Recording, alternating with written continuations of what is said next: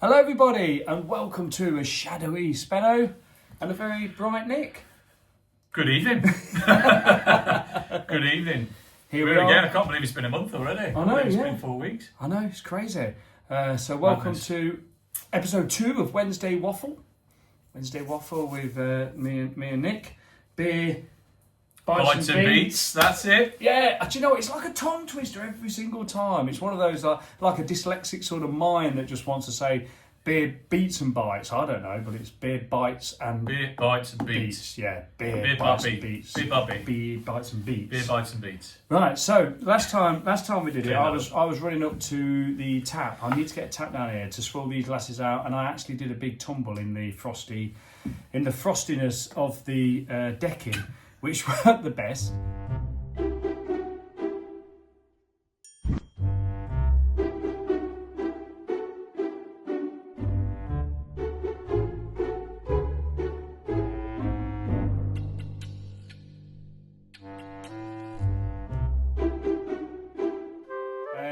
But anyway, it is what it is. So what's the first beer we're going to bring to you? Well, this is a real beer that's close to our hearts, isn't it? And Yep. and it comes from probably one of the most independent breweries, I would Well, say. it's one guy, isn't it? Alex, isn't it? Alex? Yeah. You probably know more than me about Only because Alex what and his Jimbo setup. told me, Yeah. So, BAYONET Brewery. BAYONET Brewing. I think, so Alex is in the army, and he is literally a one-man band. So he does everything. He does all the brewing, the marketing, the canning, absolutely everything. And this is a collaboration beer for Ale and Radio's birthday of being a year old. And so they've done a collaboration. And here on the can art, you can see the radio there. And there's a birthday card there because we've got two faces in the camera. It's not sort of focusing in very well. But the radio, and then some of the BAYONET Brewery's beers on the side, and a glass of beer. Wow. And it's really... That's good. There's a lot of detail going into that, isn't there? Absolutely. And With the little Ale and Audio logo as well. That's great, isn't it? Yeah, Ale and Audio logo as well. And Love also that. the name Tactical Transmission being... Tactical being army, tactical army. Yep. Transmission being... The radio. The radio. Yeah. 6.4%, double dry hopped IPA. We do like a double dry hopped IPA or double dry hopped anything. So go on then, Nick. Plenty of hops. So let you you- trusted me with the pour, right? Absolutely. Trusted me with Yeah. the pour. I hope my glasses Okay. are all right because I actually had a bit of a bad experience with my glasses recently. Okay, right. We're going to go for... Oh, so I'm looking forward to this. Not been drinking in the week, or trying not to be drinking in the week. You know when it's going to be quite creamy when it pours, Yeah. Slowly and silky smooth. smooth like that. Yeah. Yeah, whiz that can round and that last little bit. Let's Right, get the there's bloody- little bits in there, and the last tiny drop in there. Oh, Lovely. that got a bit excited. That one. So yeah, look now. I always criticise myself for some reason. Right, look at that. Get out a bump, Nick. Don't show them on the camera. For some reason, probably once I've had my beer and it was gone, I've been. I think my bottle brush needs a wash. So anybody that watches my channel, they'll see that I'm very anal about the glasses. But yeah. Anyway. Send your bottle brushes in. Yeah. Send them in. We need a new one. Right. It's nice. You see, Looks good. you're used to this glass, aren't you? You swill it around. Yeah. I've seen your videos. It's yeah. Looks so you get that beautiful. nice little head on there and see how it retains on, Yeah. on the glass. Yeah, I like It's that. very nice. Right. What's the smell like? Really, really nice, isn't it? Yeah. It's very fruity. Orange grapefruit. Yeah, it's definitely orange grapefruit. And I then know that from last time. Citrus, but I suppose that's probably the grapefruit. Yeah, cheers. Go for it. Cheers. Cheers. Number one. First one.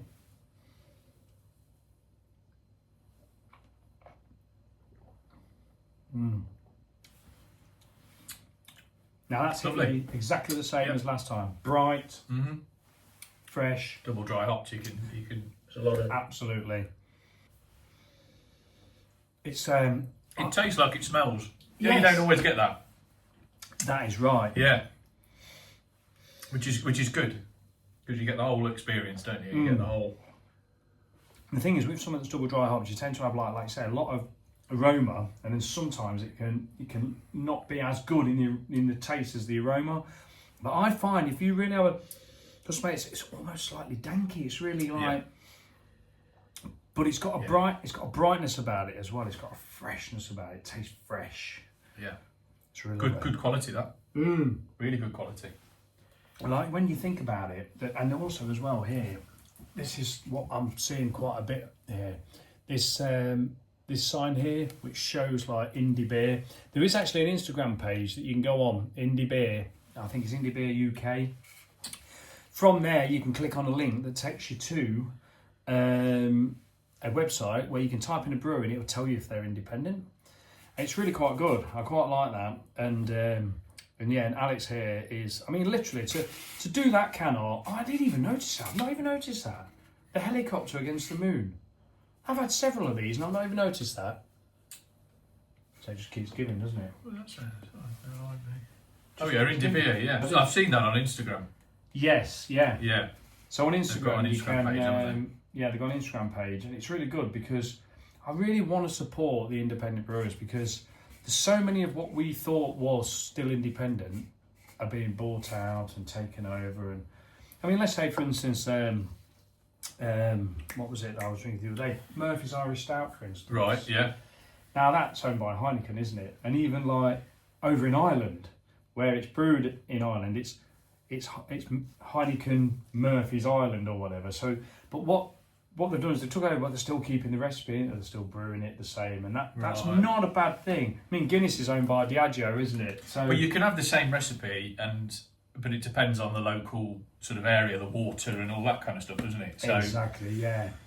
That's why you get breweries brewing breweries that they've either took over or whatever they've took over, and it doesn't taste the same because it's not the same water and the same. It might be the same ingredients, but maybe not quite the same. Or I have heard a few people say that as well. But you can. There's a lot of breweries now can alter the chemistry of the water, can't they? I know Braybrook Brewery. They basically reset their. They can reset their water. Apparently, they call it something. I had a beer and they called it something, and then they can add to it to soften it out. Is that to do with pH levels and stuff? Yeah, I think something along that. Something like that. I suppose it's like a hot tub, isn't it? I reckon it's funny thing is, and the hot tub might have to go because it's proven to be very expensive. But it's like when you sit in the hot tub, I can almost say I've got to up the pH. I never have to lower the pH. It's always, but I always have to higher the pH, and you can tell you're sitting in, you feel the water's just a bit. Right. It's not smooth enough. Soft and hot water. You know, if you put Mr. Matey bubble bath in it, it wouldn't really bubble up. Yeah, you can't get rid of it just before summer though, can you? You can't get rid of it just before summer. No! Gotta get through the summer with it. I know, it's a funny thing because like... Especially this warm weather. Yeah, I know, but our bills... We should be doing it from that. We should be doing it from the hot tub in summer, wouldn't we? I tell you what... Yeah, don't get rid of it yet. Yeah, we could do next month's Wednesday Waffle from the hot tub because the hot tub's hot. Don't matter what the weather's doing outside. That'd be brilliant, wouldn't it? Can't imagine the camera chucking it down in rain. Don't matter because we've got a cover over it. You've got a cover over it? A brolly, yeah. But yeah, it has been. We've been this leaning place is on. the gift that just keeps giving. It is, yeah. But just as a Wednesday Waffle tip, amongst the importance of the beer, if you have got a hot tub, don't run it at 40 degrees forever because that bad boy will cost you £360 a month. Let me just tell you that. I know that. I didn't realise it crept upon us. And now we're in debt with British Gas. There are other companies that we are going to try and use. Anyway. Octopus Energy. That seems to be popular around here. Yeah, it really does, doesn't it? Yeah, I hear a lot about that. So yeah, this is great. And what I'm really loving about this, as of today, tomorrow is the official sort of like birthday party, although it's not their birthday until the 13th of April, I think. But tomorrow we're going over to Ashby de la Zouche to a pub over there or a tap room, and it's going to be on tap. So I'm going to get to drink this on tap tomorrow, which will be very amazing. Nice. Yeah, really impressed with that. Absolutely lovely. And it's got like a bit of a creaminess about it as well, isn't it? Yeah, you can tell on the pour. Yeah, smooth, soft, little creaminess, bit dryness. The bitterness is from the sort of grapefruit stuff, isn't it? Yeah. That aftertaste. Yeah. You're a man after me own heart. Every time I have a beer with bitterness in it, always the grapefruit is always there. Right. Yeah. Delicious. Time for me to every last drop. Time for me to swirl the glass out, ready for the next one, and hopefully I won't fall over because last time I did. See you in a mo. So, hello again. So I bought round this Daya beer called Glue.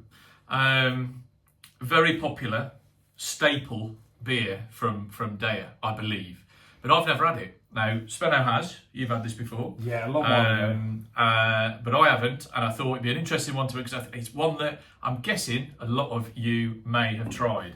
So it'd be interesting to see what your opinion is of it. Yeah. Even though you've had it before, and I'm very interested to see what it's like, because Daya, they can't do no wrong, really. I don't think I've ever had a bad Daya beer.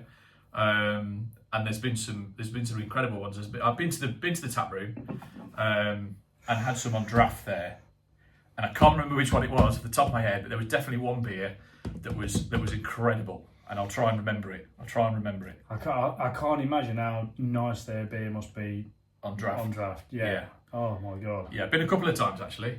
Cotswolds way, isn't it? Yes. Yeah. Right. So I'll tell you what. I've talked it up. Do you want to do the pour? Yeah. Yeah.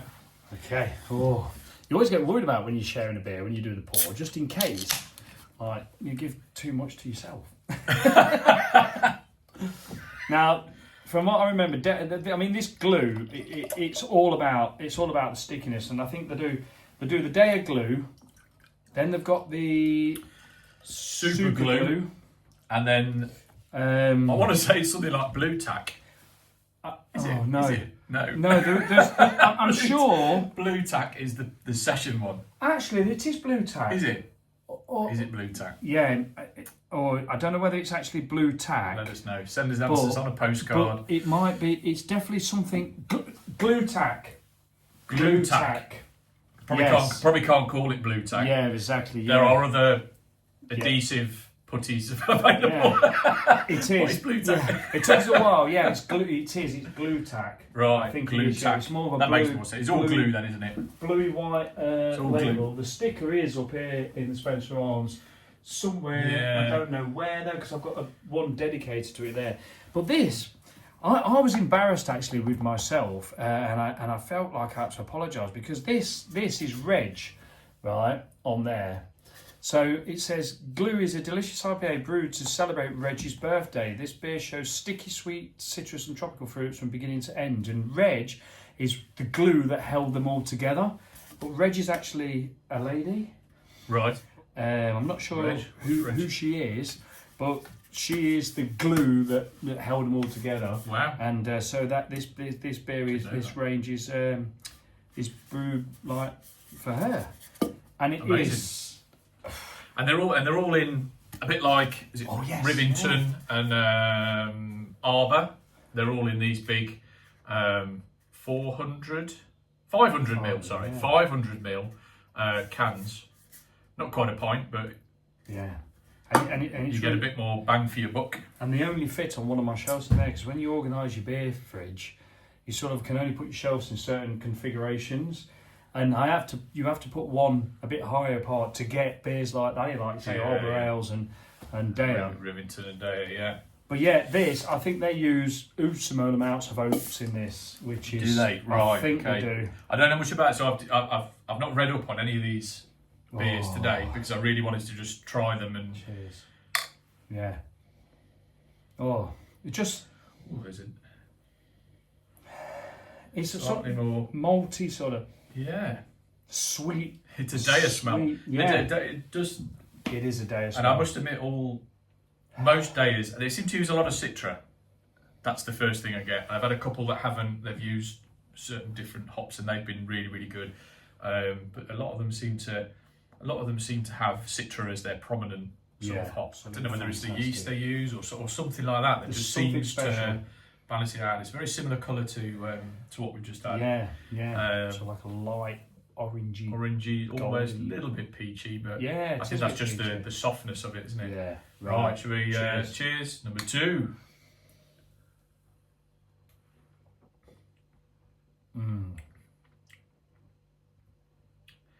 Yeah, it's a bit more subtle than the tactical transmission. You always go by the last beer that you've had, don't you? And we are using, you can get it from anywhere, Tesco's, Asda, Sainsbury's. We are using traditional tonic water as a palate cleanser. It really does sort of like reset you a little bit. That is a really mixed fruit, sort of like background, malt balanced. That's different to when I remember it from last time. It's probably because I've not had it for a long while. And I tend to go through the glue range. So when I've ordered them all, and then you end up with a super glue, which is the big one. And this one seems quite tame, but it's creamy. It's not. It is creamy, yeah. As most of their beers are, yeah. I can't put my finger on it's not as citrus forward as I thought it would be. No, it's not bright. It's not a bright beer, is it? Yeah. Like the Tactical Transmissions, for me, when you drank that, it was a really fresh bomb. It was just a really fresh beer. This is much more grounded, down to earth. It's a little more subtle, and that's not a bad thing, because the mouthfeel and it's really nice. Extremely drinkable. There is something in there, like you say, it's hard. I think it's more on the sort of like the malt side of things. It is sticky. It's like got that you feel like you're drinking something silky. But I tell you what, if you have the super glue one of this super glue, your lips do stick together. Yeah. Is that why it's called glue? Well, I don't really know. They do make it. I know it's because of Reg, isn't it? Yeah, it's because of Reg. To say glue is a delicious IPA brewed to celebrate Reg's birthday, but I think it shows sticky sweet citrus and tropical fruits from beginning to end.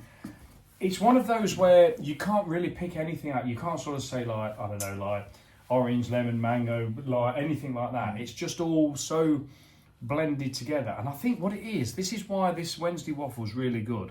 Because when you just do a single beer review, that beer is the showcase. It's the one that's out there. But when you drink several beers, one after the other, you always got a comparison between them and things, aren't you? Yeah. And I think that is quite similar to Tactical Transmission, in a sense of I'm getting more of the sort of citrus, the orangey sort of bit of lemon and a bit of lime, and it's a bit of a cocktail of citrus, but it's not. And it does say tropical fruit on there as well, doesn't it? And I think that's what balances it out. Yeah. And it's nice because of that. And it's very drinkable. Just a good beer. 6.5%, very drinkable. Yeah. Great can art as well, as always, from Dea, with the old crocodile doing its thing. But yeah. I thought that was a sticker, because you get some of these. They did a few where you actually peel the sticker off and then you collect the stickers, I think. But I've got. I should have worn it, shouldn't I? I've got a Dea t-shirt I bought from the brewery and everything. Yeah. I have actually now got a Dea glass, which was gifted to me. But a great brewery overall, aren't they? Consistent. They're up there with the best, I would say. Oh yeah. Even when they've done collaboration, I've always found if I've had a collab beer and Dea's involved, it's always Dea's characteristic that shines through. But I can't think of the name of that. It was something like Hoopalicious. Hoopalicious. I'm sure. We'll find out. Yeah. Ready for the next part. Yeah. And then we'll it was something along the line, Hoopalicious or something like that. And that was the best beer, and that was on draft in the tap room. And I think they have some really good nights there as well. I mean, I'm obviously not living close enough to them, but they have some sort of DJs. I think they've had Goldie. You know, Goldie. Yeah. I've heard drum and bass. Yeah. I'm not really up there like you are, but I've heard the name. Yeah, Goldie. Yeah. So I think they have some good nights at the tap room as well. It's a shame it's not closer, but where's the tap room? Whereabouts? It's Chelmsford. No, it's not at all, is it? I've been there, but I didn't know where I was. I was there somewhere. It's near the Cotswolds. We went to the Cotswolds a couple of times. Visited that tap room. It's a great little tap room. You can see all the tanks and stuff when you're in there. You can take cans away. There's usually a great range of their beers on there. Yeah, go visit if you're near not Chelmsford. I don't think it's Chelmsford at all. Well, I definitely want to go. It's definitely on my. Cotswold. It's definitely on my to visit, but like I say, it's Cheltenham. Cheltenham. Yeah, Cheltenham. Crikey. Like, how far away is that? Gloucester. It's got to be a couple of hours. Yeah, towards sort of. I think you've got to go towards like Bristol. I'll pop into Bristol on the that way. Yeah. Well, it's Bristol's after. Bristol's more towards the coast, but Yeah. When you drink these beers and you don't think about it, like I've just had a sip of it and I weren't thinking about it because we were chatting, you do get like different flavours, and I think because of the oaty, silky sort of sticky, well, not so much stickiness, but like it's more moreish. It's more, it's not even sweet, but it is, if you know what I mean.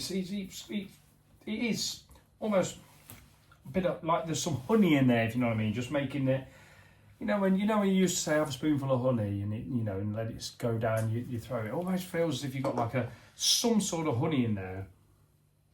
I've actually reviewed this beer on my channel, and I'm gonna have to look back and see what I said about it then, because it hasn't it'll be changed. interesting. Yeah, because it's a little bit baffling. I think it's a bit of a hot cocktail, isn't it? Yeah, it At is. sort of 6%. It's Yeah. not too sort of thick, but I get a little bit of peach. Maybe. Only because you said it. But I think it's just one of those. I talk about this a lot. The tin fruit. If I get peach or apricot or anything like that in a bit of mango, I always just think of them tin fruits, tin peaches, tin apricots.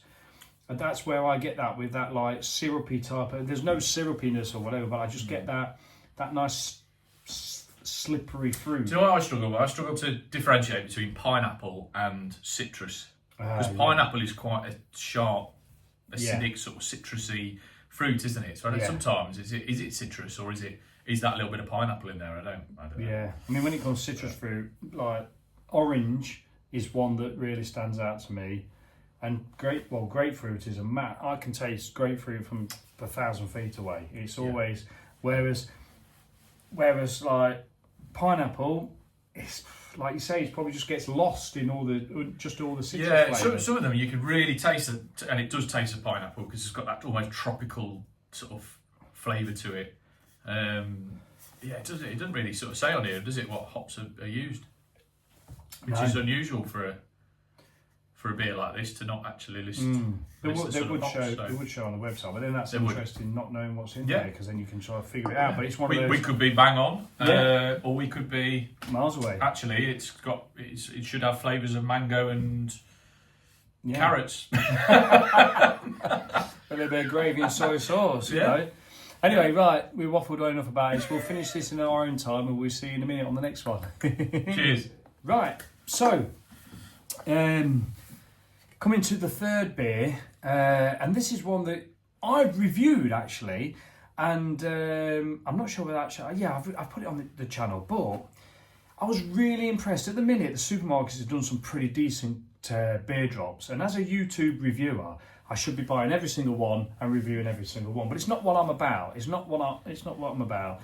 And what we're about on Wednesday Waffle is just trying new beers, not researching them, just drinking them and just seeing what we get, because we both have difference of opinions and that. So it's two blokes down the pub drinking one beer and one getting one thing and one getting the other. But what I noticed something very particular about this beer, and I'm hoping that it appeals to Nick. So this is from the Ossett Brewery, independent brewery, another independent brewery, although they've not got the indie stamp on it. But if you look on the indie.uk website, Instagram, and then go to the website, the Ossett Brewery is an independent brewery from King Rat, hazy IPA, 7.4%, from the Rat Range.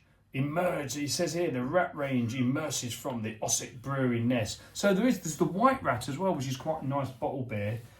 Your turn to pour. I'm just reading the back of that. Bow to the king, pledge your allegiance to King Rat. King Rat. A bold and brash leader delivering big juicy flavours to his hop-loving loyalists. Yeah, Rat fans, for all you Rat fans out there, bow down to King Rat. So I've managed to run up to the tap twice now without killing myself, which is always a bonus. So yeah, and also as well, this is really good because craft beer is all about the experience, isn't it? And experiencing craft beer like this is drinking one, then to the next one, then to the next one, and they all sort of like add a little bit to the next one. And I think when I had this beer, I'd had a few before it, but this stood out as something like I've had before.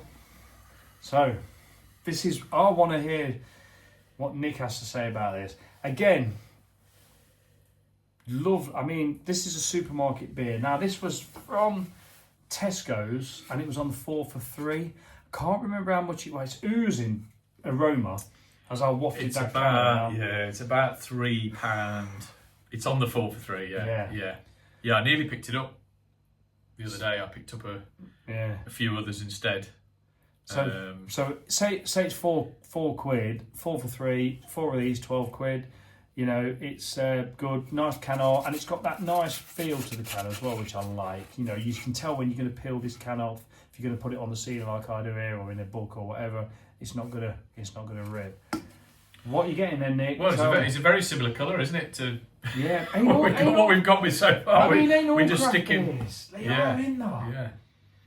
They're all bloody. But it's quite a pale orange. Yes. Pale, is everything pale orange nowadays? Is that what we're saying? Yeah. Everything's pale orange. Yeah, I think. And this is the thing, when it comes to craft beer these days, it's the same smell. That's got. Do you know now we've had that day of glue? Oh my god! Whereas I had a different nose. It's unbelievable. Like, beer is all about, you can have beer after a meal and it tastes different to if you had the same beer with a different meal the next day, doesn't it, or whatever. So there are other styles of beer around. Yeah. Well, it is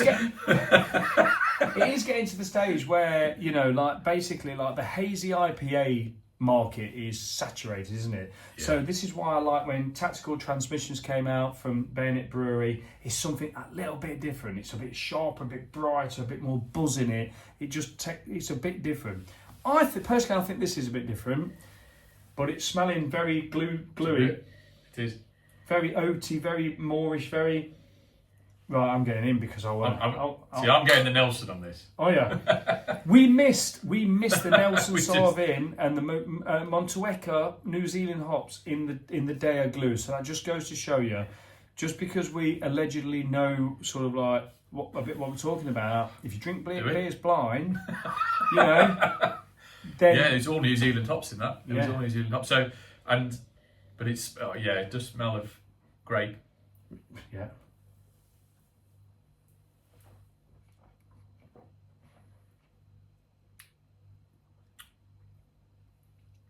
Yeah, that's giving it me exactly what I thought the other day. A little bit, not as powerful, but think of what I spoke to you about. I can't remember. No, don't tell them about that. What I was speaking about. Right, it's not for video. I think personally, and you're probably gonna knock me off my stool. Oh, yeah, I remember. Yeah.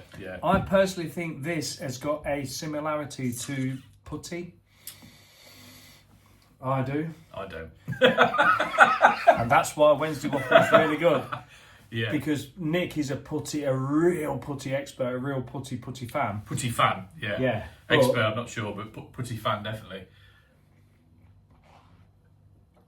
Well, let's just say... I get where you're coming from, though. Yes, I get where you're coming from. Yeah. I think this is a great supermarket beer. It's not putty. No, it's not. I get where you're coming from. Yeah. And there's some definitely flavours in there. I mean, I caught that, and oozing with stone fruit flavour. I'm going to be totally honest. I don't get that. I don't get that at all. I'm not getting the stone fruit, but the Galaxy hop is definitely powerful in that. There is Galaxy in that, isn't there? Yes. So what does the Galaxy hop? Well, what flavours does that bring? Because I can't remember. Well, what the Galaxy hop brings me is a real punch. It brings peach when it's settled in, right. But it's passion fruit, I think. Look, I just happen to have my hop wheel here. But see, for me, what the Galaxy brings me is a powerful hop flavour, like a real saturation. Like I tell you what it's like. Have you actually consumed a hop? Have you actually got a hop pellet or a hop flower and ate it? Yes. And you know when you eat it and you're like, Jesus, if someone gave you, I mean, I've ate several hops and I've not gone, oh, that's a Nelson Sauvin hop, or oh, that's a Citra hop, or that's, all I think is like, bloody hell, that's a hop. So for me, that's what I get with this. It's the oils and stuff that comes off it. It's eating a hop. Yeah. So I'm sure Galaxy is like passion fruit, and peach. Chat amongst yourselves. I'll edit all this out. Yeah, peach. Definitely, there's definitely a bit of peach in there, but I kind of got a bit of that from the Daya as well. Yes, yeah. Your little hot wheel. I don't know whether it's the Citra or the Nelson. I mean, there's no Nelson in that at all, but I get Nelson in that. Yeah, it does. It's kind of clean grape sort of flavour, and topaz hops. Topaz. I've not got a clue what that is. Topaz. I can't even find the. Topaz. I can't even find the blooming topaz. Topaz. It's not even on the Hot Wheel. No. You'll be amazed how well edited this is. Now we just flash it in out, even though we're just pausing for ages. I can't even. Well, you just carry on. Just looking at Hot Wheels, finding Topaz. I literally can't find Galaxy. Oh, here it is. Galaxy. Topaz is not. Passion fruit, peach, and citrus. Yeah, passion fruit, peach. It's got Citra in as well. It doesn't strike me as a big citrus beer. No. Do you know what they're talking about it? And it's a supermarket beer. Actually, that's really good for a supermarket beer, isn't it? Fantastic. I think I'd be well happy with that. If I'd have picked that up the other day. I did have one of the Buxton fresh pulp. Oh, that's one of the new Tesco Buxton supermarket beers, fresh pulp, and that was really nice. It was probably similar to this. You know, it's a good quality beer, but the fact that you can get it in the supermarket for 4 for £3, and it's about £3.50 on its own or whatever, is sensational, really, isn't it? That we've got this new load of supermarket beers that are coming in, and actually some of them are actually really, really good. Yeah, because you always find, like, I've always found with like craft beers coming in supermarkets, they just lack something. It's not. I'm not even going to say they're like just a little bit like diluted in flavour or whatever. They just lack something. You can just tell that they've had to brew them in a certain way to keep to a cost. To keep the cost down, and then replace those quality ingredients with cheap sort of ingredients. Yeah. And sometimes it pays off. Sometimes you get those fake sort of flavours in, don't you? Yeah. Because they're nice flavour, say it's like a cherry flavour, for example. I like the flavour of cherry. If you've got a fake cherry flavour in there and it's not actual cherries, I'll probably like it. I'll probably go, yeah, it's all right. I can tell it's a bit fake, but it's nice. It's nice. It's a nice, whether it be a sour or a stout with cherry in, or I did have a Vocation beer the other night that was the white chocolate and raspberry stout from Vocation in the supermarket. Wow. But I've got to be honest, it wasn't that great. Really? And it had that astringent sort of flavour to it. So I think supermarket beers are hit and miss, but if you can get a few like this, and some of the Northern Monk beers are great as well. So Northern Monk get a really bad time from some of the beer reviewers out there, but for me, I think to myself, Northern Monk are fantastic in my eyes, because I've had a lot of their great beers, and I'll tell you a bit. I'll save. You don't like stouts very much, do you? You're not a big stout. I am warm into stouts. Right. Well, let's just put Northern Monk this way, right? So they've done great beer, and then all of a sudden that Aunt Bessie range came out, didn't it? And you thought, oh, what's all this? Like a Sunday dinner bloody IPA or whatever it is. Yeah. Jam roly-poly IPA. But you know what? Never tried those. People were going shopping that probably drink Carlin or drink, like John Smith's, or nothing wrong with John Smith's. Nick serves a great bar of John Smith. One of the only pubs in the UK still do. But basically, like, then they've tried these novelty craft beers and gone, oh, this is fruity, this is whatever. But then you get sort of like a craft beer drink, I go, oh my God. But there was one of the guys who I follow, Nick, he's a home brewer and he's a bloody good one as well. We're actually going to collab at some point. And he reviewed them, and I loved his review because he did it, these are what they are, and they are what they are. And he knows how to brew beer, so he knows what goes into beer. And he basically reviewed them for what they are. A nice beer, sort of, it's got some flavours in, a bit refreshing. It's going to appeal to somebody. And so they're selling to two different markets, isn't there? They can Northern Monk can definitely do a good old craft beer, but then they can do a supermarket. patron projects range. Yes, patron yes, projects range, yes, and yeah. they're all the ones with they collaborate with artists and things like that. I think they're great, aren't Yeah, they? I love Northern Monk. And some of them are supermarket beers as well, and they're still great beers. A lot of them insane. In fact, I've got one in the fridge now that I reckon is a banger. More Faith. I like that. Talking of Buxton, I like that. The Buxton, the one with the ram on the front. I haven't had that one. Is it a double IPA or a double dry hopped IPA or something like that? Sorry, moving. It was up like a West Coast style. It was right on my street. Right. I have got. I think I've got another one somewhere. But yeah, again on the 4 for 3. But honestly, I think if you want to get an absolute banger of a beer, a banger of a supermarket beer, this is good. And Ossic Brewery is good. If you like, they do a bottle one in the supermarket, White Rat as well. It's quite a nice, more of a traditional ale. That's going to put Ossett on the map, you see, and that's the reason why they can do Yes. that. Let's just introduce a beer at 7.4%, £3.50 or whatever it is. I know. That's going to put them on the map. Absolutely brilliant. And it's good. It is good. Yeah. And like I say, what I get with this, if I have putty, I always drink putty, and I think, wow, that Galaxy hop is hitting me like I've literally got a load of hops, put it in a glass with a bit of water, nice water, soft water, blended it up, and then I'm getting this real powerful hop, like saturation of hops. Some people can brew a beer where the hops are like just horrible. They just burn you. They've not balanced it out enough. Yeah. Whereas with Verdant, when they do putty, they literally fill that full of hops, but then they balance it off lovely, so you're not getting a hop burn. And I think these, I've done a similar thing. So with this, I got a little bit. This is like putty's little brother, if you know what I mean, for me. And to say that, £3.50 a can. Yeah.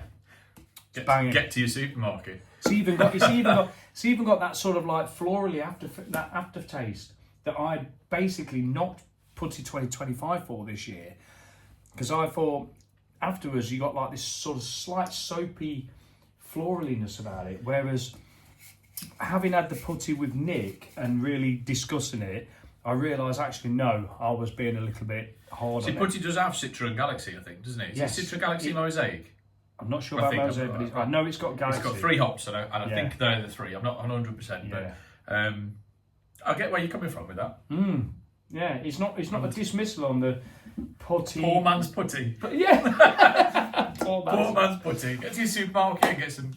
Yeah. But Dan, I'm really sorry. We're getting a pack of 4 of these next year in January. Sorry. Poor man's putty. Yeah, you've been ratted out, Verdant. You've been ratted out. But no, seriously, Verdant, like we're pledging our allegiance to the rat. Yeah. Rat fans. No, still get the putty. The putty is absolutely outrageously good. But these are closing in on being able to literally get the best out of the hops without ruining the beer, if you know what I mean. Beautiful. So, it's a good job you didn't. We were videoing this last 20 minutes we've been talking, but Nick's going to tell you what we found out about this beer. If I remember it all. So, I'm going to have to get up here, aren't I, just to sort of show you this. So, we've gone back to Bayonet Brewing, this time for a dipper called King Jerboa. And yeah, so we said a little bit about Bayonet Brewing before, didn't we, with the tactical transmission. And this is a collab with 3 Blind Mice, a brewery. I'm not sure where they are, to be honest with you. I don't know too much about them. It's also a collaboration with Lalamand Brewing, which we believe, from doing a little bit of research, is they help breweries collaborate and then help distribute their sort of beers. So from what I read from that, King Jerboa was a beer before, and 3 Blind Mice collaborating with 3 Blind Mice to make it into a dipper, and that's what we've got here. Yeah. So if you know any more information about it, let us know. But yeah, this Lalaman Brewing seem as if they're just somebody that helps the industry and helps like people to brew their beers. You know what I mean? It helps to brew, like Nick said. And actually, the bit we've read is actually on the back of the can. I just realised. So they're also Lalaman helping trialing a brand new Lal Brew Pomona hybrid yeast. So actually, they do help with the brewing process with their specific yeast that they're trialing as well. Because I've just seen this is here, really interesting. I've seen here it said food and drink. Right. So they've got supported by decades of long-standing industry experience. Lallemand Brewery is positioned to help your brewery achieve its quality and growth goals. So, like you say, food and drink. Yeah, they're probably they're supporting new brewers. Yeah. To try new things. They've got obviously yeasts and to help with the brewing process. So this is I'm looking forward to this. I mean, this is 8.3%. This will be the strongest one we've had this evening. And while you pour that, I just want to say, like, it always surprises me where in this cutthroat world of business, that I just love the fact that that looks a little bit darker, a bit West Coasty, orangey. Just thinking that. Yeah. The breweries work to, like in the building industry, there's people that are all fighting against one another. In all different working lives, there's all this is a cutthroat world out there, isn't it? Whereas we seem to find that rather than one brewery trying to say, well, I just want you to buy all my beers, and they go, another brewery, like, I want you to buy all my beer. They're collabing together, they're all working together, and they're producing great beer. Yeah. I think if you're a startup business or a brewery now, business in anything, I think collaboration is important now, isn't it? I think, you start to see these big units of big shops and, all with sort of 4 or 5 businesses in, and they're all collaborating and sort of helping each other and to make each other's a success. So this is slightly, so we're a different colour. Yes, we are a different colour. Not quite as pale, it's actual orange. It's almost, I wouldn't say it's amber, but it's a slightly more golden. Yeah, turning this off for a second might. Yeah, in fact, I'll leave that off because that pretty much shows what colour the beer is, doesn't it? Gold. It is very golden. Very golden, very golden deep, orange. Deep colour. Now, so we've had a lot of beers tonight that have been very much New Zealand hops forward. Yeah. And we know already that this, because we wanted to do a little bit of research on the the collaboration breweries, the Three Blind Mice and Lallemand, and we sort of noted what it says on the can. To be honest, New Zealand. Yeah, so he sort of gives it away there. What does it actually say? New Zealand. If I get out of the way, it will focus here. If I hide your face, hide behind it, Nick. It's never there. The camera's really weird because it follows faces. So if you're in the view, it won't. Oh, there we are. You're right. Sit back. So New Zealand Revolution hop blend. So this is going to be heavy on those New Zealand hops again. So actually, I mean, look at the can art. I mean, this, like I say, this is one man, Alex, and he seriously is one man doing it all. He has no help. It's himself in it. And also what I love about this is the dates are short. This is best before June 2025. Yeah. So this is as fresh as it can possibly be. And I only got this delivered about 2 weeks ago, I think, and ordered this at the same time as the tactical transmission and the stout that they've got currently on, and I think another double dry hopped IPA as well. I can smell the wininess in that, but you know what? We've been told it's got New Zealand hops and that. So, but it's also a dipper. Yeah, and also so you're gonna get more of the hop forward smells and that. Apart from the tactical transmissions, the other 2 beers have definitely been sort of like malt balanced. This is going to be more punchy in the hops. Right, I'm going in. 8.3. Cheers. Here we go.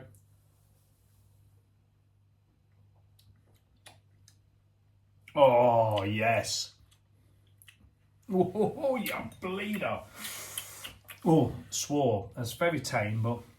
Oh, it's past 9 o'clock now, you're all right. Yeah, is it? Past the watershed now, yeah. Oh. We can say F&B. Can we really? Yeah. This is F&B good. Oh. That is definitely. Oh, what is that? Yeah, no, it's whiny. It is whiny, yeah. Right, so I'm going to tell you a little story, right? So I like red wine, so I like a really nice Moorish red wine. And I always think you get what you pay for. So I always try to I don't know nothing about wine, but I just know I've had socialised with people that really know what they're talking about with wine. So I've gone around the house, they brought out a bottle of wine, I'm like, wow, this is amazing, what is that? It's this, you get it from here, it's this much. I think, yeah, I'm not surprised, it's really good. I mean, we're not talking crazy money, but we're not talking £4 for a bottle, we're talking £12 for a bottle. And, you know, you get it. And me and Janie, we was in the Old Horse, actually, and Janie had a white wine, and she was like, wow, that's really, really nice. And it happened to be, we went and asked what it was, and it was the Oyster Bay New Zealand Sauvignon Blanc. The Oyster Bay New Zealand, highly recommend that. She said it was really fruity, really. So I tried that. I'm not a white wine drinker because I always find them a bit stringent, a bit whatever. I tried that. It was absolutely lovely. Really love it. And when I drink beers where the New Zealand hops shine through, I feel like there's a bit of that Oyster Bay in the beer. So I can sort of taste a little bit. The fruitiness of this is more wine grapey for me anyway. Yeah, Sauvignon Blanc is my favourite style of white wine. It's not, Nelson Sauvin is not my favourite hop, but it's still, but you can... That really don't taste like an 8.3 beer. My goodness me. It tastes stronger yeah, than these. I suppose that was 7.4, wasn't it? This is 8.3, so you're going to step up. Why are they called it King Jaboa? Is that a? I don't know. Is that another army reference? There's a little mouse. There's a little mouse on top of a tank, like shooting out. We've got a rodent theme going on. Yeah, a bit of rodent. Yeah, we've got mouses and we've got rats and of course as well with BAYONET Brewery. They're proudly, I see it somewhere here. They're proudly showing off the that there. Well, not so much showing off, you know, but they're proudly got the independent beer thing. And I think that's brilliant. I've never noticed that before. Well, there was a bit of a campaign. Oh, of course, it was the last one. Was that? Yeah, I'm not sure whether Thornbridge started it or there was a little bit of a campaign that I seen go on to sort of say that like they think it's about time that we had some sort of a logo where you can pick up a can. So you can pick up a can of beer in a supermarket and basically instantly see if it's an independent brewery. And I think so that Indie Beer UK was set up for that purpose. They've got an Instagram page, they've got a website. Not all breweries are jumping on it, because clearly, like Ossett hasn't, because I can't see it on here. But if you, like I say, if you look on the Indie UK, just search independent beer on Instagram, you'll find them. Then you go to their website, click on the link in their bio, it goes to the website. Then you can put any brewery in and see. And some of them are a member of that SIBA, which is the I can't think what it's called, like SIBA. Society, yeah, SIBA, Society SIBA, of yeah. Independent Brewery Association or something. That's it, yeah. So they're proud to be independent. Like Everard's Brewery is an independent brewery. They have been since 45 or whatever it is. Still produce an old original, the one that I really love. Yeah, I mean, it's nice. It's nice when a brewery remains independent, but some of them, they probably get offered big money and they've got to take it, I suppose. And yeah, I mean, I don't think there's, you know, it's sort of Beavertown, Magic Rock, and the, you know, synonymous sort of big breweries that have been taken over, and then everybody sort of said, "Oh, that's it. No, we're not gonna buy off them anymore." Yeah. And the beers do go downhill, don't they? And I think independent brewers do need that support because their profit margins are so small, they're so thin. I mean, it was a disaster really to hear Future State Brewing, the guy from there had to stop brewing sort of earlier this year, and he was a guy on his own, and that beer was just sensational, like some of the best beer that I've ever had. I've got to say, I don't think I've even had one. And it's just it's a real shame it wasn't still going when we did this, because I would absolutely brought some of those beers. But hats off to who it was Alex. Alex. I mean, I only know that because Jimbo at Ale and Radio, promoted him and everything. Yeah, you've got to work hard to get to this point, to make beer like this, to get it out to people. So I hope we're doing our bit in sort of getting that out there. So support BAYONET Brewery, because they really are. I mean, when I say they, he is a real, and not only that, he's in the army. He's doing his bit for that. He's got a full-time job. He does this basically on the side, so to speak, I believe. So yeah, I mean, he's in the army. He's giving it his all. He's a worker, grafter, well, I suppose like we all are, but you know, he's got a passion about his beer, clearly so. The beers speak volumes. The Collab beer is amazing. This is really... So, yeah, this is big on the grape, isn't it? Yeah, this is really this is more of that winey beer for me. This is sort of like, this is a beer with a dash of wine. Now, do you know what though? Now it's warming. It really does taste like that. Yeah. Oh, see, this is where them glasses come Yeah. great. Because it's warming at the bottom, but actually, yeah, it's yeah. See, don't always. Crazy, isn't it? Even I have been. I've learnt a lot, and I tell you where I've learnt it from. Thornbridge, right? So, you think a double IPA, you think, oh, it's an IPA. We want to have it like 5, 6, 7, 8 degrees max, maybe. But I had one of Thornbridge's first IPAs that they did on the Union system, and they said 10 to 14 degrees. I couldn't believe it. So I had it cold, and yes, it was brilliant. And to be honest with you, I really did get some of that Burton snatch, because they put sulphur into the, not sulphur, they've put gypsum into the beer. They purposely put gypsum, because their water over at Bakewell is soft. Right. So they put gypsum into the beer to basically give it that Burton snatch, that like the strike the match snatch that you used to get from like Pedigree and things like that. And I really got that when it was freezing cold.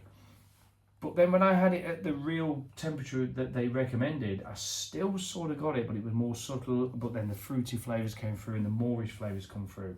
So don't really have your IPAs too cold. You know, get them about probably, you know, cask beer temperature almost. I think like session beers are probably meant to be cold, aren't they?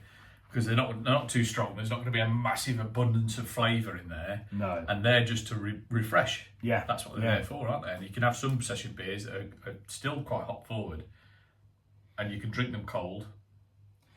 This is a scary beer, because this beer, I reckon, even though, like you say, now it's warming up a little bit, you're starting to get some decent, really nice flavours out of this. Big flavour in that. And I reckon if you had this too cold, this would be too smashable. You're going to miss out. Yeah.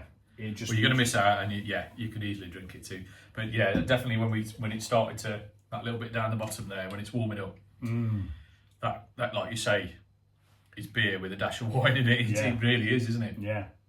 And great head retention. Look at that, all the way down. I think this is very much a New Zealand hop special, isn't it? I think it is. Without really knowing that we were going to do that. But this is the one that's actually, I think, obviously the name lending itself to a New Zealand hop beer. If you had a blind test on all these beers, I'd definitely spot the New Zealand hops in there. Yeah. Whereas the others, you know, it's stronger as well, isn't it? Yeah, stronger. I didn't. The others, but yeah, we've gone very similar this time. Right. And we'll perhaps finish off on one that is slightly different. Yeah. Whatever you've got in your... I've got one in mind. There might be a few here. We might finish off on one. For the Wednesday Waffle, and then have one more for the road. and there'll be all the outtakes. This is how it starts. Yes. It's all right. It's only 9:20. We're good for a bit. It's fine. Right, see you tomorrow. So we've had a wee and, had a little bit more of a chat and... Everyone wanted to know that. Just get that in there. Don't cut that out. That's important. Yeah, we all need a wee when we're drinking this beer. I've ran up to the house and swilled the glasses out again. They're probably paused another week, because it's been going on for a while. Yeah, of course, we're 55 minutes in. It might even be 52 minutes when I've edited it. Yeah. Now, I'm quite excited about this. Because...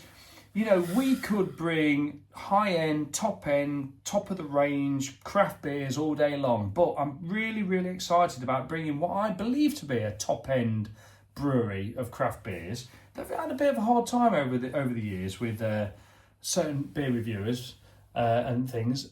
So we've got Northern Monk here, Even More Faith. 8 points. It's like a double face. Yeah, 8%, double hazy, another hazy IPA. It's like, it's hazy IPAs are everywhere. Now I remember like Rob at the Tap and Barrel saying to, I'm trying to think, Anstey Ales. Yeah. His name flies by me now. But he said, you've got to get into the hazy beers. You've got to get into the hazy beers. That's where it's at. That's where it's at. You know, years ago, you'd have a pint pour, wouldn't you? And you'd go it, and if it had any haze in it, you'd be like, oh, mate, it's a bit cloudy. I mean, the barrel might have just been knocked in the cellar or Still something. get that now. Do you? Yeah. You still get it now? Even with one of the beers that we have on, you know, people sort of have it as an IPA, and it's just a little bit hazy, and I still get a few of those sort of comments like, why is it hazy? Is it all right? Yeah. Is it all right? You know, it's as if it's going to kill them. You know what I mean? Yeah. And we love it, don't we? Yeah, and Craft it's amazing. We love it. I mean, years ago, I would, and I'm guilty for that. Like, if they poured it with a head like that, I'd be like, oh, can you top that up? And then if it was, hey, it's a bit cloudy, you know, but oh god, you just don't realise. Like, seriously, you could have a barrel. I mean, I don't run a pub like Nick runs a pub, but you could have a barrel that's been settling overnight and whatever, it's ready to pour. It's done its fermentation or whatever. If it's conditioning, the barrel. And then you pour it crystal clear. But if someone goes down to put a barrel on and knocks that barrel, it can... You're done. For at least a few hours, You could pour it and it would be hazy. For me, I won't give a shit what I look like. I drink the beer and think, yeah, that's good. Right, anyway, Even More Faith. Lovely can. It is a label, thankfully. Did you pour this one or did I pour it? I think I poured the dipper. I'm going to pour it now then. So, go for it. A decadent hazy double IPA, bigger, juicier, hoppy. Right, let's see what this is like. I've not had a Northern Monk Faith for a long while, so I'm really looking forward to this. I've had a Faith a couple of times. So the first time I had it was probably at the beginning of my craft beer journey, and it was really nice, obviously, because you go from sort of cask ale maybe or lagers to sort of craft beer, and I think I was sort of in that brewdog phase, and then I went on to sort of Northern Monk and Faith, and it was really nice. And then I've had one fairly recently and kind of gone, still a decent beer, not as good as some of the non-supermarket beers, probably not as good as perhaps beers like that we've, the King Rat, but since then we've got a double. They've got Heathen, which is probably one of my favourite supermarket beers, and has been for a good sort of 2 or 3 years at least. So I'm interested in this. Yeah. And these always say with all their beers, drink as cold as the north. It says here, refrigerate below 5 degrees. Yeah. So it's telling you to do this one cold. Yeah. And to make sure that you look after the beer, because the thing is, at the end of the day, I mean, at the minute, I've got a box of beer there that I need to put in the fridge. So I put the air conditioning on in here throughout the day. But I knew we were coming around here tonight, so I've turned it off. I often get a haul from sort of Fuss Club or something like that, and they will sit on the top of a cupboard in my kitchen, and they're not cold. And I do think sometimes does that affect the flavour if they're in there for weeks. Yeah. For weeks on end, and then I put them in the fridge for a good amount of time beforehand if it's just 3 or 4 days. But does that affect the flavour if you're leaving them? Yeah, probably yes. Yeah, maybe because hops, they do need to be. But you've got 4 fridges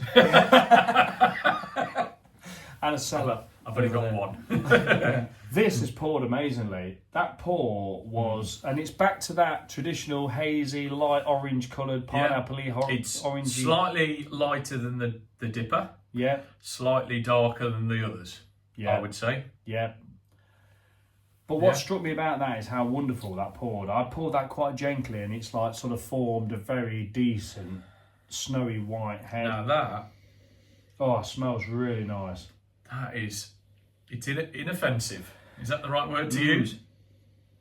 Sometimes you can smell a supermarket beer, and it's like, and I'll quote Simon here, it smells like a headache. It smells artificial. And also, I'm going to say, I don't. For me personally, and it's not a. My craft beer journey started. I'll be honest with you. My early stages of it started when Brewdog opened in Leicester. When Brewdog opened in Leicester, it was have you seen this place? They've got 10 beers on. It's all these special beers. I went down. I remember drinking there, thinking, well, nothing's really, really rocking me boat. But my craft beer journey started at the Tap and Barrel in Leicester when Rob says to me, try this beer. And it was a Pentrich Brewery can. Right, yeah. It was a can. He told me to take it home, try this beer, drink it. Oh, yeah. And Pentridge for ages. I haven't done Pentridge beer for ages, but they are fantastic at what they do. Absolutely. Yeah. So Pentridge was what got me into going, wow, this is pretty amazing, you know. And you can smell a beer that's a craft beer that's not really crafted, that's like a bit flavoured, like fruit puree or juices or concentrates or whatever. But this smells pure. It doesn't smell 8% though, does it? It don't smell 8%. Is it going to taste 8%? Right, cheers, let's see. Should we do it?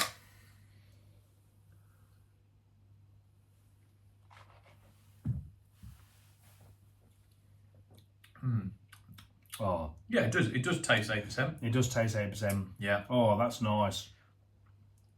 Oh, yeah. Yeah, so a little bit veering off towards more tropical. Yeah. Than we've had so far. Yeah. But not much. Oh, we never had the tonic water in between the New Zealand one, but a couple of sips into this, and I think this is going to say, hello, I'm here. There's a bit more bitterness to this.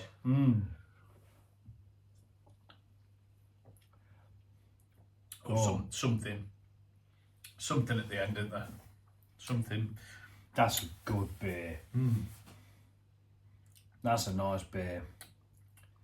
And you know what as well? I actually love a beer where you can't pick out flavours just like that. Smoothies, you do a smoothie in a blender or something.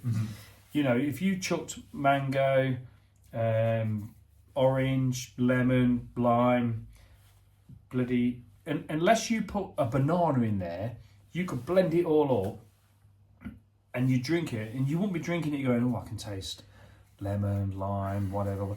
When you have like a load of fruit in a smoothie, it just tastes like a fruity drink. Yeah.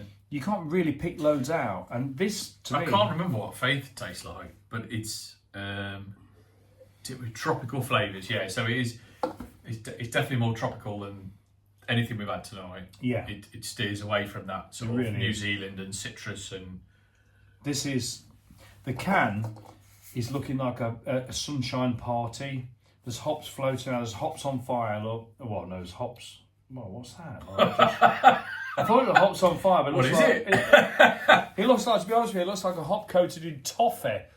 Yeah. No, I think they're supposed to be like comets from space coming down. Yeah. Hops that are exploding into Earth. Yes. Yeah.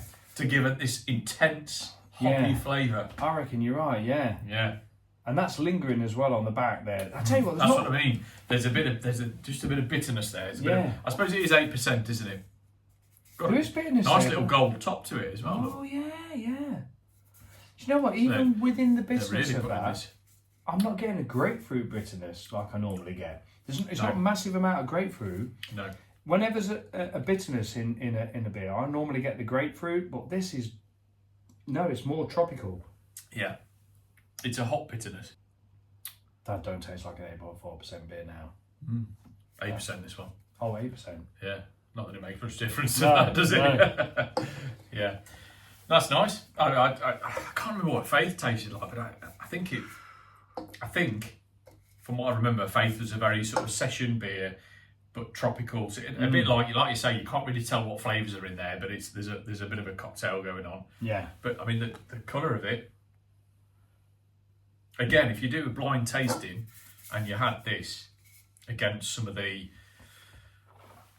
bigger breweries that sell their cans at sort of £7 a time, you may not tell the difference. No, I don't know. There's a slight harshness at the end.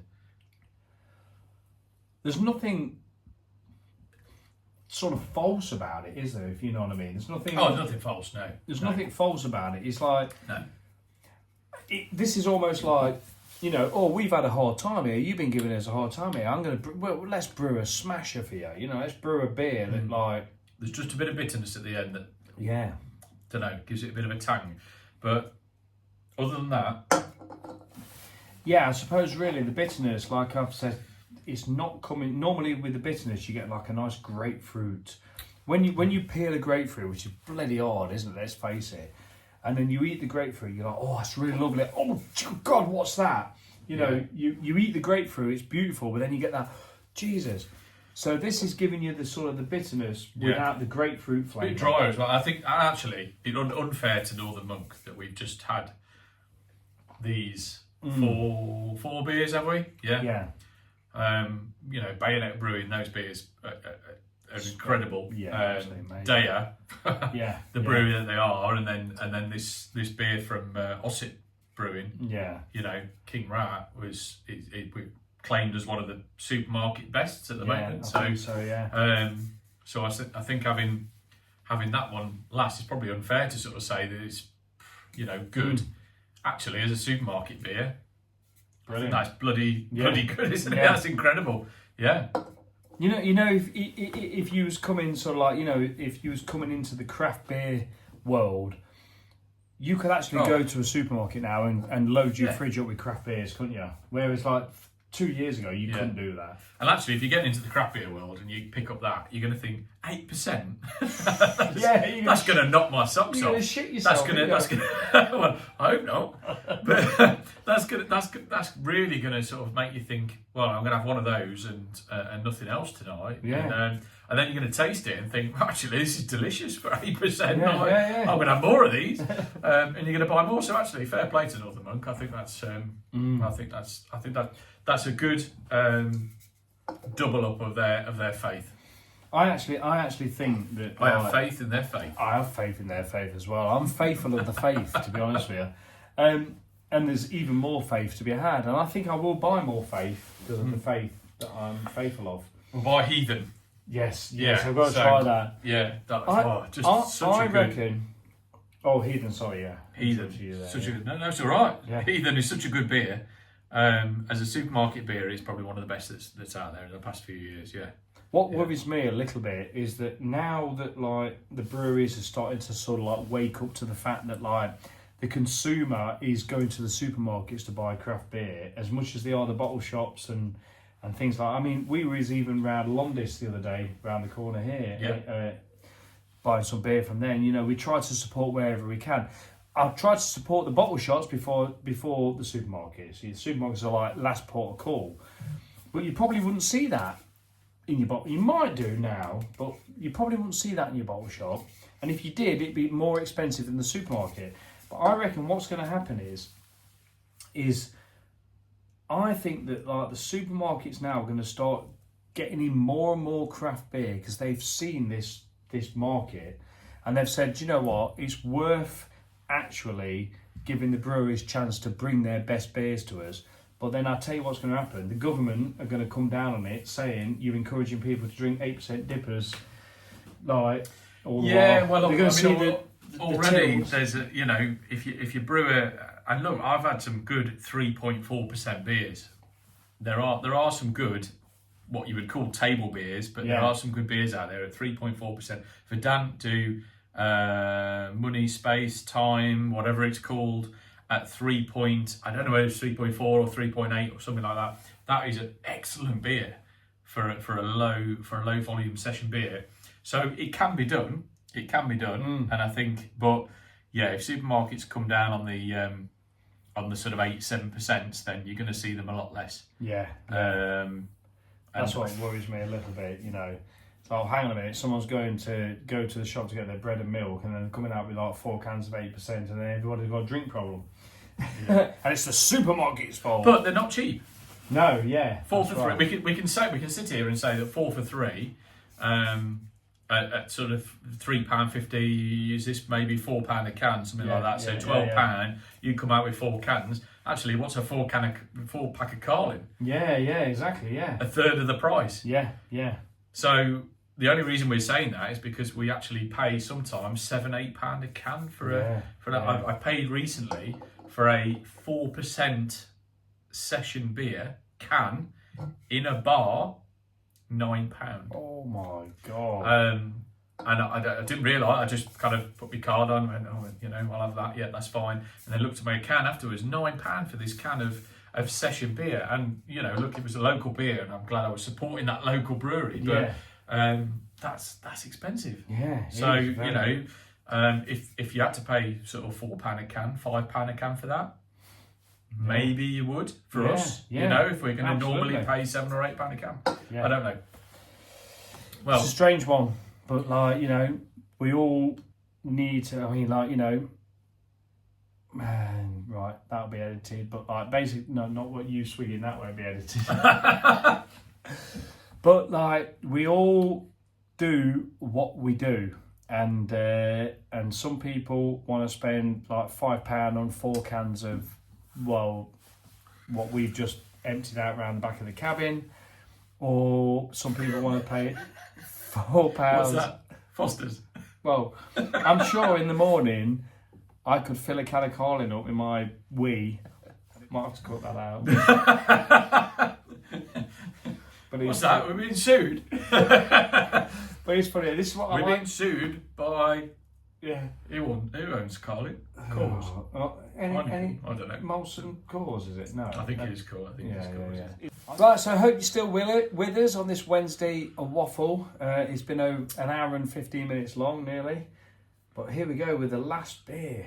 Yeah, I think it was like an hour long. No, it was 50 minutes long last time, and we did about 8 beers to it. So yeah. This is the waffle of all waffles. So we're going for a Cloudwater for the final beer.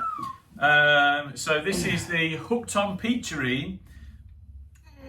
Yeah, there we are. Hooked on Peacherine. So I mentioned Peacherine last time. I can't remember why. You remember why? Yeah, and you just mentioned about that hop, the Peacherine hop being a really nice hop. Because I mentioned Superdelic, and then you went, oh, you had the Peacherine. Well, Nectaron and Peacherine. So when I went to America last year, Peacherine was seemed to be one of the sort of big hops. So when you look at the beer sort of menus that they have in all their tap rooms, Peacherine seemed to appear on most of them, and that really appealed to me because I like the flavour of peach, as I do with sort of mango as well. So I thought, oh, Peacherine, I'll have a few of those beers, and I absolutely loved any beer that had this Peacherine in. So did you? I'm guessing you bought this. I bought it for this waffle. This waffle, yeah, especially for me. Yeah, especially for me. And I got it from a Londis shop. Actually. Oh, so it was from the local Londis shop. Oh, amazing! Shop, So I haven't been able to find this really, and if I'd have seen it, I probably would have had Hooked on Peacherine. I would have bought this. So it's a double dry hopped IPA from Cloudwater, the Manchester brewer. I think this is going to be my favourite of the night. I can almost smell it. I'm really disappointed if it's not, because the few beers that I had with Peacherine in over in America were just incredible, and a lot of the sort of tap rooms over there have all got these sort of hazy IPAs, as you can imagine, and they're all sort of around about the 5-6% mark. This is 7%. A lot of our beers seem to be a little bit stronger over here, although you can't get any session beers over there. You can't have a session over there. You've got to have something that's strong. Oh, really? Yeah, all their beers are. If they've got one session beer, that's the only one they've got. So if you're going into a tap room in America, you've got to get hammered. Hammered, yeah. We're saying hammered. We're not quite saying wankered yet. Yeah, no. It's after 9 o'clock. No, we won't say wankered then. No. Right, okay. So, wankered, are you going to do the pour? No, you do it. I'll do the pour. Yeah, you do it. Okay. Yeah. So I'm hoping for good things in this. Oh. But like I say, don't disregard your local bottle shop, because literally it can be anywhere. It don't have to be this is a beer shop. It can be a Londis shop. You know, Londis are like a subsidiary of Tesco in that. Yeah, I don't know how I found out about that Londis shop, to be honest. I haven't been for a while. Crafty Craig told me about it. Crafty Craig told you, yeah. I mean, it's been probably a couple of years since I've been there, but a lot of your tiny little co-ops and things like that are doing quite a good range of beers now. So, as with most of the beers tonight, it's quite soft. You can, on the pour, you can tell it's quite creamy. It's quite peachy in colour. This looks a bit it looks good. Thicker than you know, like with the colour. This is lighter in colour, but it's thicker in. It looks thicker in body. That does. Yeah. So, and you'd expect it to be different to what we've had tonight, because a lot of tonight's beers have been New Zealand hops forward, and this is. That smells. I mean, it smells. Really it smells very similar to a couple of these that we've had. Smells where more I had like the glue. I've got the peach from the Daya, from glue, and it smells like that. So if it's peacherine, it's going to be peach, isn't it? Smells. Out of all the beers we have, it's definitely like the glue. The glue. Oh. Yeah. This is going to be nice. Let's go for it. Yeah.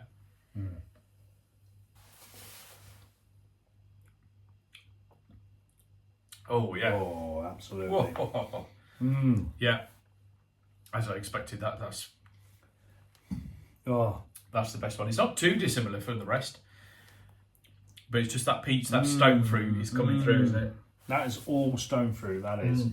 That really is. Yeah, it is, isn't it? Full on fruit.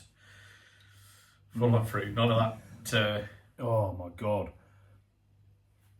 That is almost like a chuck it down your neck drink. I was just about to say I could down that in one, but I'm not going to. It's the last beer of the night. If he was on the We're going to savour that. The hop sip and chug, his series that he does. Yeah. He does the I can't think what it's called now. He wants to get me on it, but like I'm just finding the time. You'd almost say that's the one where you chug it, but you don't want to chug it. You want to sip it. So this is like a real one of those beers where when you drink it, you're like, oh my god, I could just like literally drink it back, but then you don't want to because it's so flavoursome and it's so nice in its mouthfeel. Yeah. I love the Cloudwater's Hooked On series. I really do. I've featured a lot of Cloudwater recently, to be honest, and we've got obviously the big Cloudwater beer that's released this week is Chubbles. Oh, Chubbles, is that Chubbles, is that coming out this week? It is coming out this week. Now, that London shop have all the Chubbles in, they do. Yeah. So there's only two, it looks like there's only two of them coming out this year. And not, so last year they had Forever Chubbles, they had the North Degrees, whatever one, and they were my favourites, and it looks like it's the big tippers that are coming out this year. That were just too strong for me, so it's a shame. But Cloudwater, hot topic at the moment. Chubbles. Do we get one of those for next month? Yeah, I think we do. Absolutely. I think we have to, don't we? Yeah, I just love Cloudwater's Hooked On because it really is singling out a hop. It's like Daya do the saturated in. So Cloudwater do Hooked On, Daya do saturated in. So I love when these breweries do these single hopped beers where they just concentrate on one hop. So that peacherine is an American hop then, obviously. Well, I don't know whether it's American, but it's that's where I've seen it first. And then all of a sudden it was on one beer that we had last time we did this. Oh god, it's so peachy in it. And I can't remember which beer it was. I remember saying, peacherine. That was all over America, but I'd never seen it over here. And then all of a sudden, 3 months, 4 months later, it seems to be over here. So peacherine is one of the latest advanced hop selections from Freestyle's breeding program, displaying complex nectarine. So it is a bit like Nectaron, and citrus character of sweet fruit, lime zest, and tropical notes. It's our first use of the hop, so we've decided to put it in front and centre in our Hooked On series to let this hop shine. So it's still got a lot of that lime, so that's why it tastes closer to the sort of Daya as well, because it's got that lime, that citrus sort of flavour, as well as the peach. I just get a lovely, silky, really silky, fruity flavour from that. Just so soft as well, isn't it? I can't believe it's bloody 8%, 7%. Well, even 7%. I can't believe that. It's like dangerous beers these are because they're so drinkable, isn't they? I mean, you can tell now that we've had a few beers. You can tell it's hit us a bit, but like they're just so drinkable. These beers are so nice, and it leaves a really warming, sweet flavour. That's why you can go to the tap room now, and you can almost have a pint or something like that. Pint. So, 20 years ago, if you went into a pub and say like, "Oh, I'll have a pint of that," and it was 7%. Yeah. You'd be leaving in a coffin. Yeah. Yeah. Well, it was like you'd be leaving. Your mates would be taking the piss out of you, and you'd be like, "What the fuck is going on here?" It's like Baz's Bonds Blower. I mean, what was that? Was that like, you remember that beer, Baz's Bonds Blower? So when the Canberra Beer Festival used to come to Leicester, they always had Baz's Bonds Blower on, and it was something silly like about, like, I don't know, 7%, what might be 7% or whatever. Yeah. And I remember I was drinking at the time, having little halves of all the beers or whatever. Then I had a pint of that, and it just knocked me out. Whereas now I think like 7% beer. Yeah. No. When I started working in pubs at the age of 16, I was working for Hardy's and Hanson's Brewery, and if you're from Nottingham, you would know Hardy's and Hanson's Brewery that was based in Kimberley, and Rockin' Rudolph, which we still have with sort of Green King now. Yeah. But Rockin' Rudolph in the Hardy's and Hanson's days was sort of 5.5%, maybe even 6%. I don't know.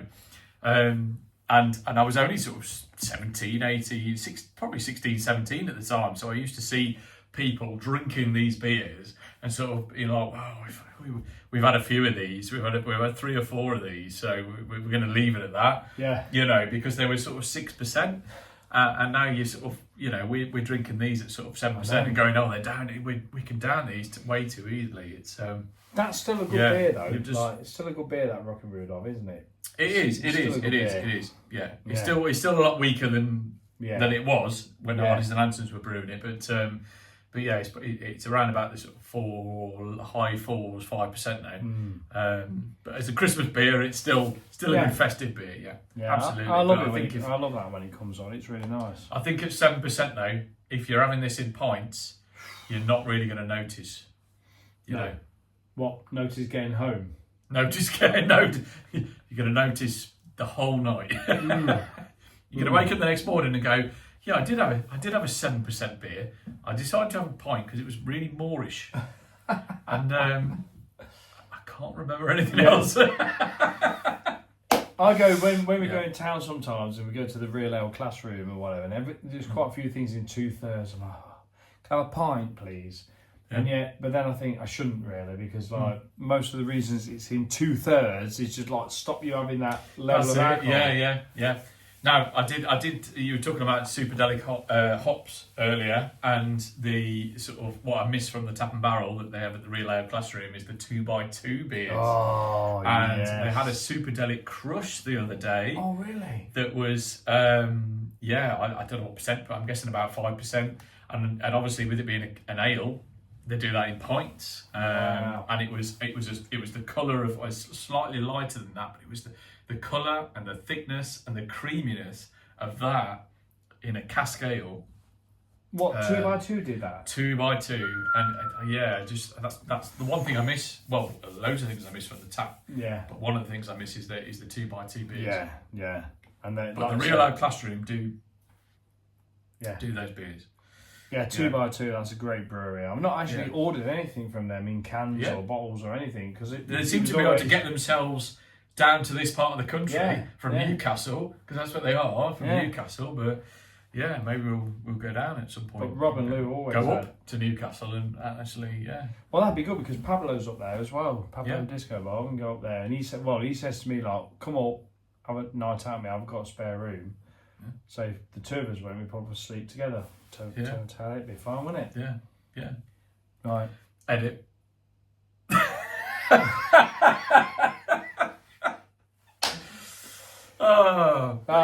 I think that's it then. Yeah, thank you so much for watching. This has been Speno from the Thespencerarms and Nick from Beerbitesandbeats. We've been waffling for an hour and 20 minutes. Yeah. It's all good fun. You're falling asleep. Yeah, and if you've watched us, you know, you can always like fast forward and things. I'll put that in the description. Just double click and you fast forward to the bits you want. But yeah, we hope we've brought you a bit of cheer, a bit of laugh, a bit of beer, and you know, just made you realise that beer is subjective, and it's always really good to drink beer with a friend, because you can then like bounce off each other and find different flavours. Right, cheers. Until the next one. Absolutely. Boom. Cheers, everyone. Clink.